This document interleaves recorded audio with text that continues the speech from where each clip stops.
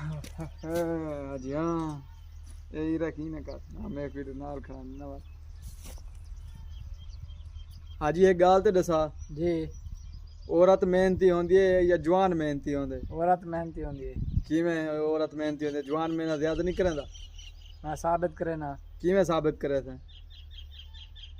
वो एक काम दसी चो डू करेंदी है। किवें डू करेंदी है भाई मिसाल की तो चाह दा आखे से और पहले मुंह बनेंदी है वाल चाह बनेंदी है। अल्लाह तो मतलब डू डू काम जवान देख के काम कर मोया बताऊंगा मैं ना पे तू डाटा जल हाजी एक गाल ते दसा जी औरत मेहनती होंदी है या जवान मेहनती होंदे औरत मेहनती होंदी है।